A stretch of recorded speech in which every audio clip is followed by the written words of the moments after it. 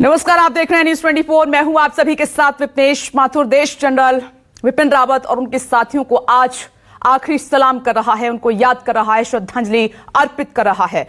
तमिलनाडु से कल बहुत बुरी खबर आई। तमिलनाडु के कुन्नूर में हेलीकॉप्टर क्रैश से देश दहल गया है। देश पर जान न्यौछावर करने वाले भारत मां के 13 वीर सपूतों ने इस हादसे में अपनी जान गंवा दी है। देश उनको नम आंखों से आखिरी विदाई दे रहा है। लेकिन इस हादसे पर सवाल भी खड़े होने लगे हैं। सवाल इसीलिए क्योंकि हादसे के वक्त जिसने सबसे पहले इस घटना को देखा उसका यह कहना था कि हेलीकॉप्टर हवा में ही जलने लगा था। सवाल इसीलिए क्योंकि हेलीकॉप्टर पर सवार हर सेना का अधिकारी और जवान वेल ट्रेंड थे।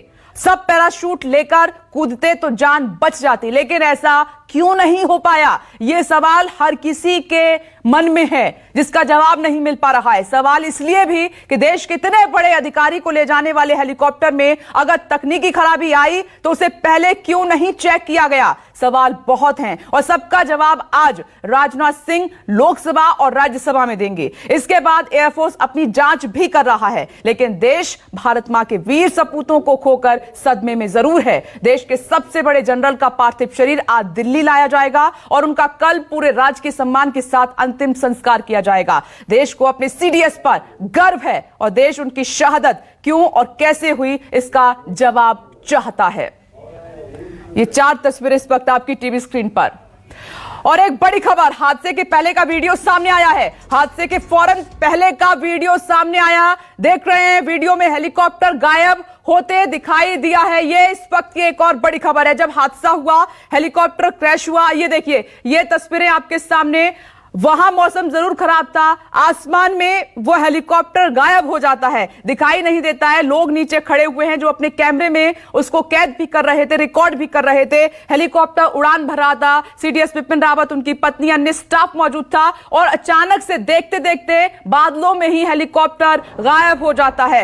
हादसे से ठीक पहले का ये वीडियो है, ये तस्वीरें हैं जो न्यूज 24 आपको दिखा रहा है। कुछ महिलाएं, ये रेलवे ट्रैक है जहां पर लोग खड़े हुए हैं, वो उस पर देख रहे थे और देखिए, देखते ही देखते उन बादलों में ओझल हो जाता है, वो हेलीकॉप्टर गायब हो जाता है और उसके बाद क्रैश होता है, क्षतिग्रस्त हो जाता है, जल जाता है हेलीकॉप्टर। हादसे से ठीक पहले की ये तस्वीरें जो आप देख रहे हैं, जिस वक्त ये हेलीकॉप्टर उड़ान भर रहा था, ठीक ठाक उड़ान भर रहा था, लेकिन फिर एकदम से वहां से आंखों के सामने से गायब हो जाता है। कई सवालों के साथ हादसा इतना बड़ा हुआ है, देश को बहुत बड़ा नुकसान हुआ है। सीडीएस विपिन रावत समेत हमने अन्य जवानों को खो दिया है। तो ऐसे में सवाल बहुत सारे हैं जिनके जवाब अभी नहीं मिल पाएंगे। जांच जारी है, जवाब का इंतजार किया जा रहा है। लेकिन ये हादसे से ठीक पहले का वीडियो है, ये तस्वीरें हैं जब हेलीकॉप्टर उड़ान भर रहा था और देखते ही देखते अचानक से गायब हो गया, उसके बाद क्रैश हुआ।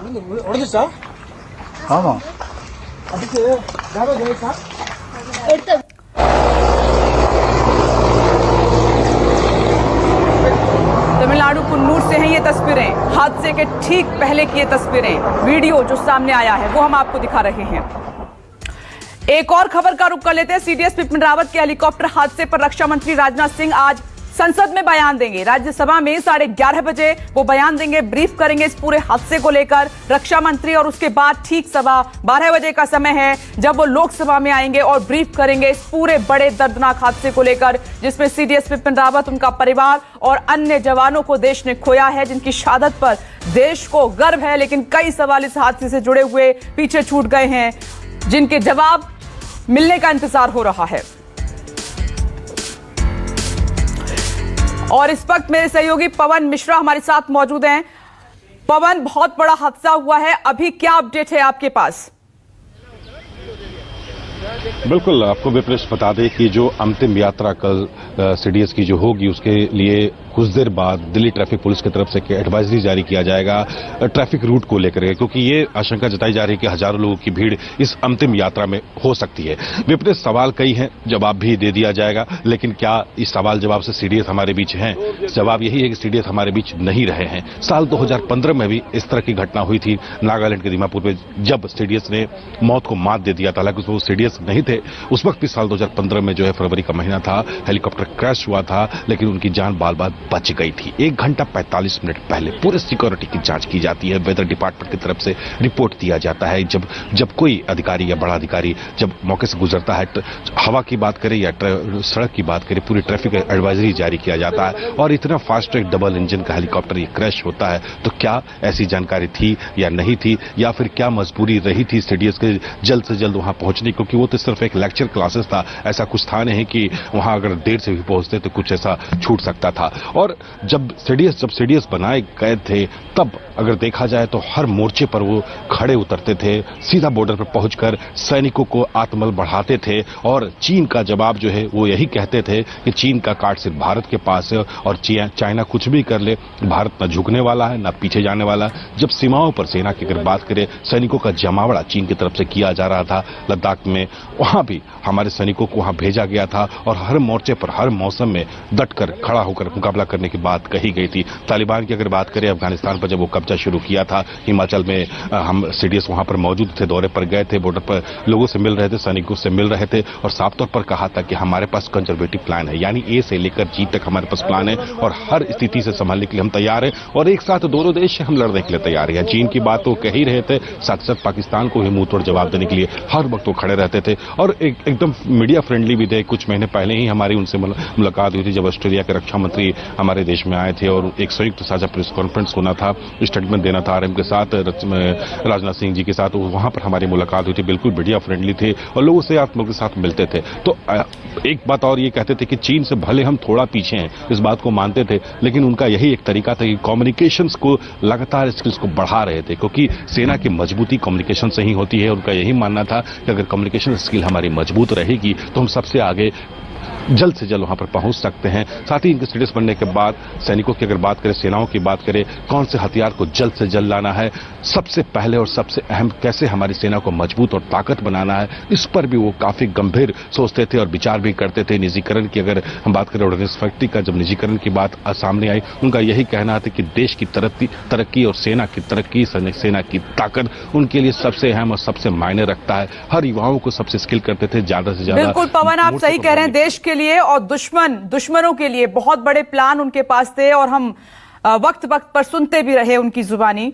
मेरे और भी सहयोगी इस वक्त मौजूद हैं। प्रभाकर मिश्रा दिल्ली में विपिन रावत के घर पर मौजूद हैं, पल्लवी झा पालम एयरपोर्ट पर मौजूद हैं, पवन मिश्रा को आप सुन रहे थे, रक्षा मंत्रालय के बाहर वो खड़े हुए हैं, राहुल प्रकाश सैंड गांव में मौजूद हैं, पौड़ी गढ़वाल विपिन रावत के गांव में वो खड़े हुए हैं, और साथ ही एक खास मेहमान इस वक्त मेरे साथ जुड़ गए हैं, एक्सपर्ट हैं यूएस राठौर साहब हमारे साथ मौजूद हैं, रिटायर्ड डिफेंस एक्सपर्ट हैं, हम उनसे बातचीत करेंगे। लेकिन मैं एक बार सीधे आपको राहुल प्रकाश के पास लिए चलती हूँ, सैंड गांव में, पौड़ी गढ़वाल विपिन रावत के गांव में। राहुल, गमगीन होगा माहौल पूरा, संभाले नहीं संभल रहे होंगे, लेकिन शहादत पर गर्व है, क्या कह रहे हैं लोग, क्या हो रहा है अभी वहां?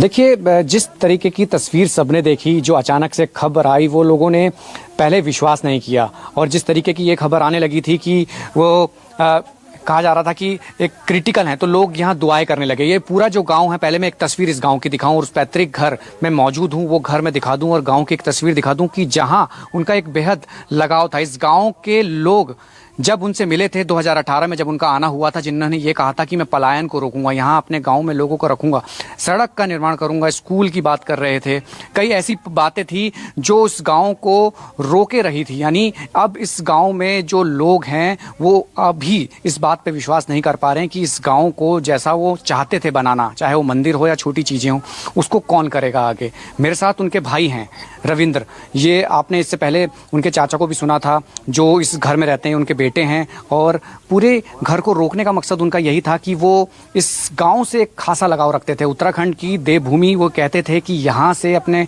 लोगों को जोड़ना है, उनके लिए पलायन को रोकना है, कई ऐसी चीज़ें करनी हैं जो आगे उन्होंने किया भी था। हालांकि मैं इनसे ही पूछता हूँ, रविंद्र आप ये बताएं कि जब आए थे किस तरीके की बातें वो करते थे, क्या उन्होंने सोचा था गांव में? अब जिस तरीके से आपने एक सभा भी आयोजित की है, गांव के लोग इकट्ठे हो रहे हैं, लगातार घरों में भी आ रहे हैं, तो क्या उनके मन में था, क्या करना चाहते थे गांव के प्रति, उत्तराखंड के प्रति?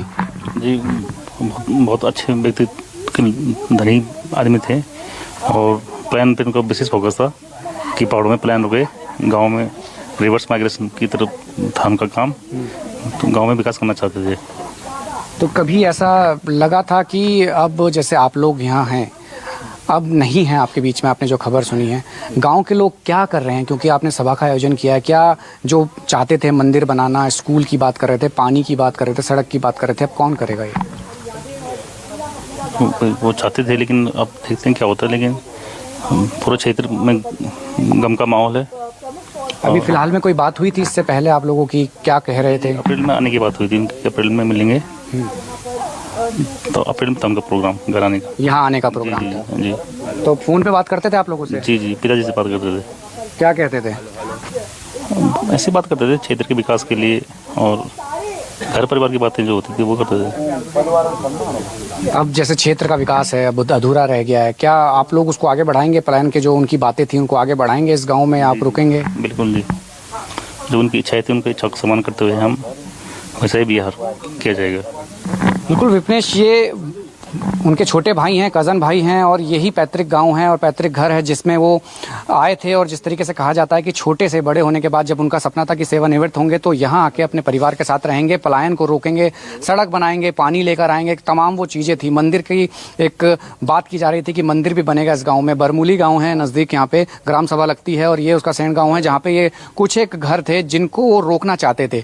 यहाँ रुके, वो भी आएंगे, इसके विकास की बात हो रही थी। तो यानी तस्वीर यही थी कि उनकी जो सोच थी, सरल स्वभाव के व्यक्तित्व थे, और उस व्यक्तित्व को आगे लाकर वो लोगों से मिलकर आगे इस गांव को, उत्तराखंड के विकास के लिए सोचते थे। तो तस्वीर यही है कि लोगों में शोक की लहर है, एक सभा का आयोजन है, उस बात को रखेंगे, लेकिन परिवार ये कह रहा है कि उनके जो सपने थे उनको पूरा अब परिवार करने की सोच रहा है और वो आगे बढ़ाएंगे, क्योंकि पलायन उत्तराखंड में एक अहम कहा जाता है मुद्दा रहता है। इसको लेकर खुद विपिन रावत जी चाहते थे कि यहाँ के लोग वापस आएं, तो अपने गांव के लेकर काफी कंसर्न थे। इनकी जिस तरीके से लगातार उनसे बातें होती थी, तो तस्वीर में यही कहा जा सकता है कि अब यादें हैं, बातें हैं, लेकिन अब परिवार के लोग ये सोचते हैं कि आगे इसको कैसे बढ़ाएंगे, अब उस पर विचार होगा। लेकिन ये जरूर है कि एक सदमा पूरे परिवार के साथ साथ देश के साथ गाँव को भी है, जो इस उम्मीद से था कि याद किया जा रहा है। और गांव को, राहुल आपके माध्यम से, और आपने बात की परिवार से, गांव को स्वर्ग बनाने का सपना जनरल विपिन रावत का था, वो अधूरा रह गया, और इस तरीके से उनके गांव के लोग जनरल विपिन रावत को याद कर रहे हैं। न्यूज़ 24 उनके गांव में ही मौजूद है, एक बार फिर से वहां पर आपको लिए चलेंगे, लेकिन उससे पहले एक बार प्रभाकर मिश्रा का रुख कर लेते हैं, और वो जनरल विपिन रावत के घर के बाहर इस वक्त मौजूद हैं। सवाल बहुत ज्यादा है नहीं प्रभाकर मिश्रा, लेकिन क्या हलचल है वहां पर जहां आप खड़े हैं उनके घर के बाहर?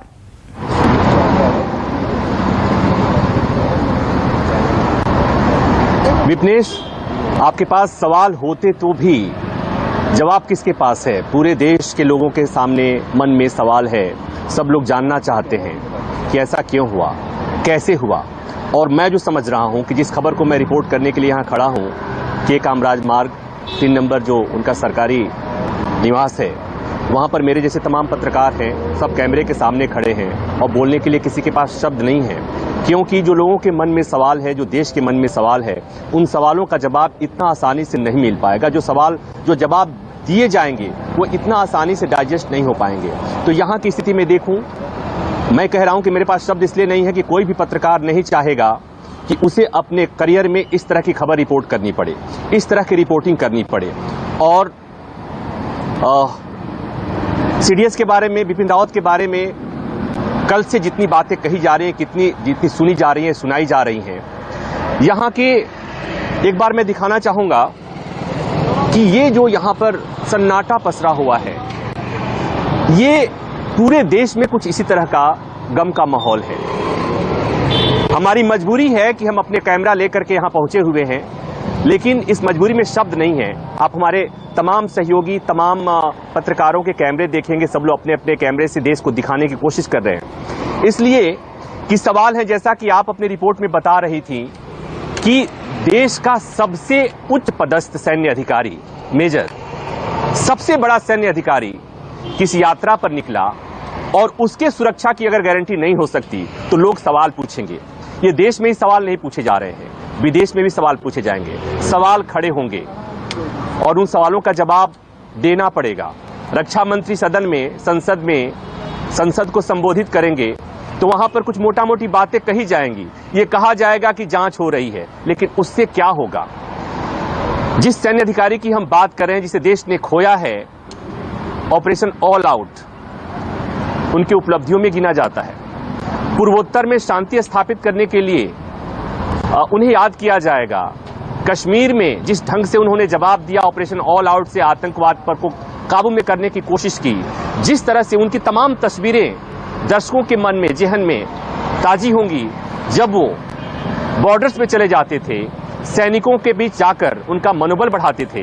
विपनेश, अब आपने कहा कि एक उसका क्षण है, किसी भी सैनिक, किसी भी सैन्य अधिकारी की शहादत पर जब हम चर्चा करते हैं तो गर्व से हमारा सीना चौड़ा हो जाता है, लेकिन ये मौका नहीं है, इसलिए कि ये शहादत किसी और तरह से हुई है। अगर कोई बैटलफील्ड में किसी की मौत होती है, उसकी शहादत मिलती है, तो वहां पर गर्व से सीना चौड़ा होता है, लेकिन ये शहादत उस तरह की नहीं है, हमारी नाकामी के चलते हुआ है। जवाब देना पड़ेगा। प्रभाकर मिश्रा, कई सारे सवाल हैं जो आप उठा रहे हैं, जांच में ही उनका जवाब मिल पाएगा और रक्षा मंत्री आज जवाब भी देंगे। मैं आती हूं आपके पास, घर के बाहर आप मौजूद हैं, सन्नाटा पसरा हुआ है और आज जनरल बिपिन रावत और उनकी पत्नी का पार्थिव शरीर दिल्ली लाया जाएगा अंतिम दर्शन के लिए, आखिरी सलाम के लिए। और जनरल बिपिन रावत का शौर्य से भरा हुआ सफर कैसा रहा है वो लगातार न्यूज़ 24 आपको दिखा रहा है। उसमें वीरता, शौर्यता यही भरी हुई है और उन तमाम साथियों को जिन्होंने अपनी जान गंवाई है उनको भी न्यूज़ 24 सलाम कर रहा है। पल्लवी झा के पास आपको ले चलते हैं, एयरपोर्ट पर मौजूद है। पल्लवी, आपके पास क्या जानकारी है, कितने बजे पार्थिव शरीर पहुंचेगा और कौन कौन साथ में होगा?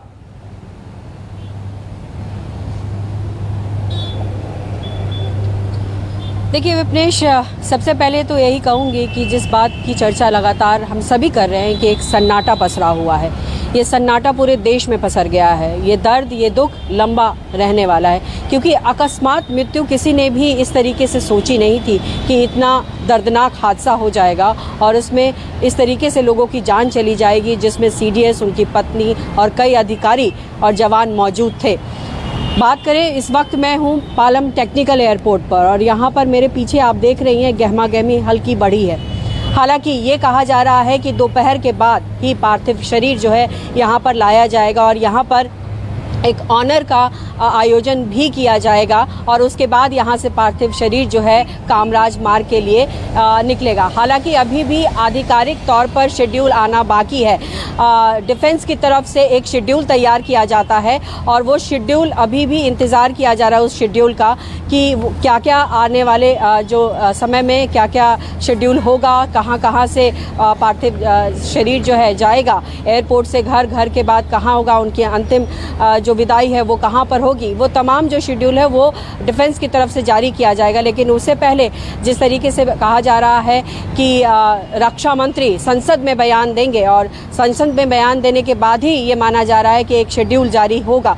तो लेकिन फिलहाल जो है टेक्निकल एयरपोर्ट पर गहमा गहमी दिख रही है क्योंकि अंदर तैयारियां चल रही हैं। हालांकि अंदर जाने की इजाजत मैं एक बार पल्लवी आपको रोकना चाहूंगी। ये कुछ तस्वीरें हमें मिल रही हैं, सीधे न्यूज़ 24 आपको दिखा रहा है। ये देखिए तस्वीरें आपके सामने यहाँ पर,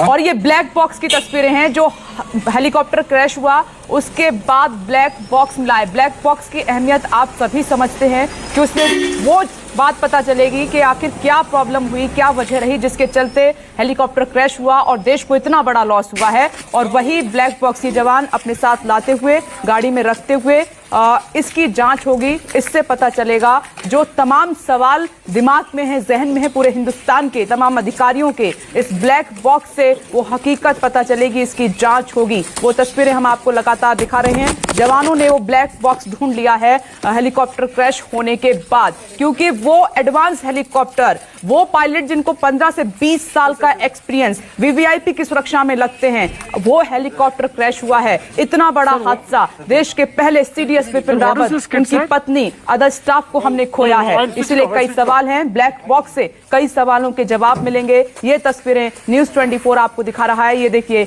गाड़ी में जवानों ने इस ब्लैक बॉक्स को रखा है क्योंकि कि कल रेस्क्यू ऑपरेशन के दौरान सबसे पहले बचाना था जवानों को और उसके बाद ये पूरी किट को ढूंढना था। इसी में है वो ब्लैक बॉक्स और ये वो तस्वीरें क्रैश से पहले की हैं, हादसे से पहले की वो वीडियो सामने आया है जिसमें ये हेलीकॉप्टर जिसमें विपिन रावत सवार थे, उनकी पत्नी सवार थे, अधिकारी सवार थे, अन्य स्टाफ था।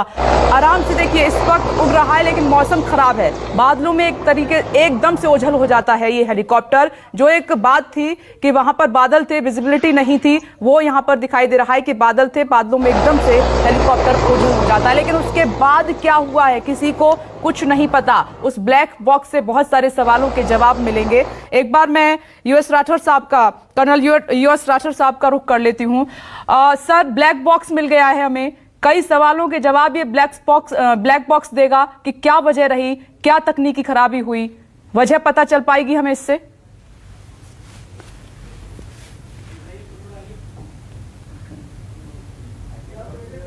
राठौर सर,